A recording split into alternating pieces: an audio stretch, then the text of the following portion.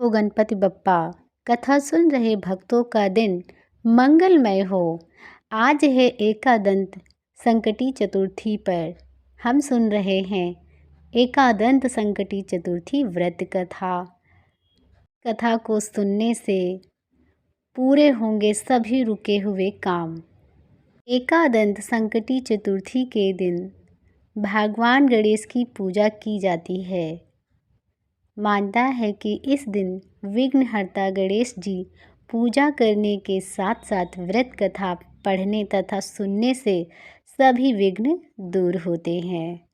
एकादंत संकटी चतुर्थी का व्रत विघ्नहर्ता भगवान गणेश को समर्पित है।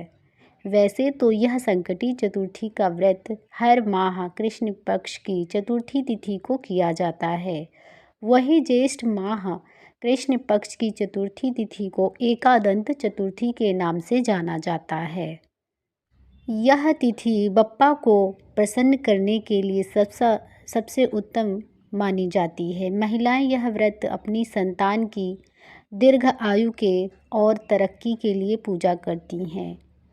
धार्मिक मान्यताओं के अनुसार एकादंत संकटी चतुर्थी का व्रत और पूजा के दौरान व्रत कथा का पाठ करने वालों के जीवन की सभी परेशानियां और विघ्नों से छुटकारा मिलता है। जैसे कि नाम से ही जाना जा सकता है कि भगवान गणेश को विघ्नहर्ता गणेश के नाम से भी जाना जाता है। उसी प्रकार जो भी भक्त सच्चे मन से भगवान गणेश की कथा सुनता है और कथा सुनने के बाद जयकारा लगाता है, उस भक्त के सभी परेशानियां और विघ्न संकट दूर होते हैं और घर में सुख समृद्धि का आगमन होता है। आइए कथा को आरंभ करते हैं और कथा को पूरा सुनते हैं। ओम गण गणपतये नमः। एकादंत संकटी चतुर्थी की पौराणिक व्रत कथा के अनुसार सतयुग में 100 यज्ञ करने वाले एक पृथु नामक राजा राज किया करते थे। उनके राज में दयादेव नामक एक ब्राह्मण रहता था। वेदों में निस्वार्थ ब्राह्मण के 4 पुत्र थे और वह सभी का विवाह हो गया था। चारों बहुओं में बड़ी बहू अपनी सास से कहने लगी, हे माताजी, मैं बचपन से ही संकट नाशक गणेश चतुर्थी का व्रत करती आई हूँ। कृपया करके मुझे यह भी चतुर्थी तिथि का व्रत रखने की अनुमति प्रदान करें। पुत्रवधू की बात सुनकर सासू माँ ने कहा, हे बहू, तुम सभी बहुओं में से श्रेष्ठ और बड़ी हो। तुम्हें किसी प्रकार का कष्ट नहीं है और ना तुम बिछुड़ी हो। ऐसी स्थिति में तुम किस लिए व्रत करना चाहती हो? हे सौभाग्यवती, अभी तुम्हारा समय उपभोग करने का है और व्रत रख कर तुमको करना ही क्या है। लेकिन बहू मानती नहीं, व्रत करने लगी। कुछ समय बाद ही बड़ी बहू ने एक सुंदर से पुत्र को जन्म दिया। जैसे ही सासू माँ को जानकारी मिली तो बहू अभी भी व्रत कर रही है, तो वह व्रत छोड़ने के लिए बहू को कहती है कि व्रत मत करो। ऐसा करने से भगवान श्री गणेश जी नाराज हो जाते हैं। और कुछ समय बाद ही बड़ी बहू का बेटा बड़ा हो जाता है और उसका विवाह होता है। विवाह के पश्चात ही वर का अपहरण हो जाता है। इस अनहोनी घटना से शादी के मंडप में खलबली मच जाती है। सभी लोग परेशान होकर कहने लगते हैं, लड़का कहाँ गया, किसने अपहरण कर लिया। बारातियों द्वारा ऐसा समाचार पाकर उसकी माता अपनी सास से रो रो कर कहने लगी, हे माता जी, आपने मेरे गणेश चतुर्थी व्रत को छुड़वा दिया, जिसके परिणाम स्वरूप ही मेरा पुत्र गायब हो गया है। अपनी पुत्रवधू के मुख से ऐसी बातें सुनकर ब्राह्मणी दयादेव और उसकी पत्नी बहुत दुखी हुए और साथ ही पुत्रवधू भी दुखित हुई।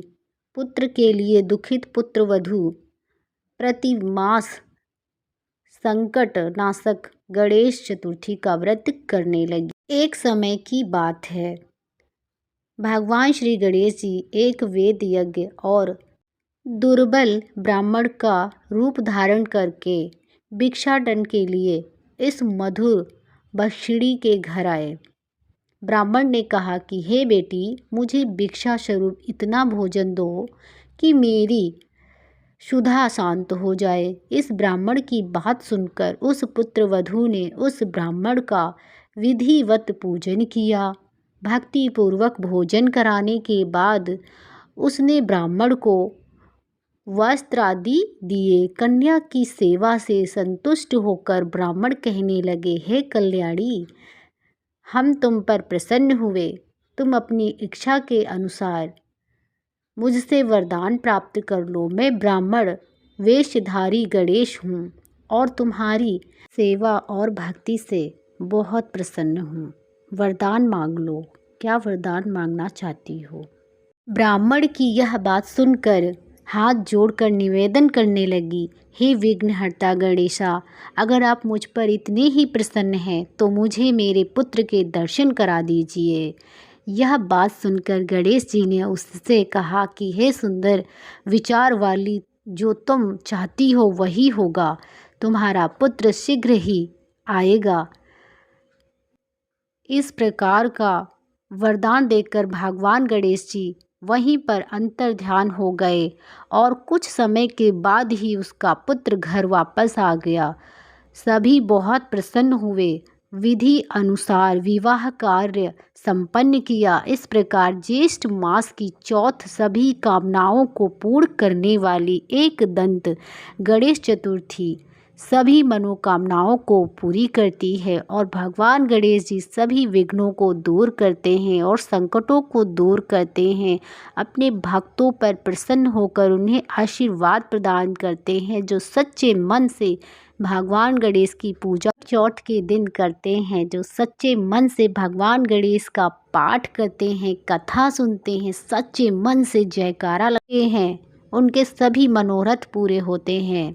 ऐसी ही वीडियो देखने के लिए हमारे चैनल को सब्सक्राइब करें, लाइक करें और कमेंट बॉक्स में भगवान गणपति का जयकारा अवश्य लगाएं। जय श्री कृष्णा, राधे राधे।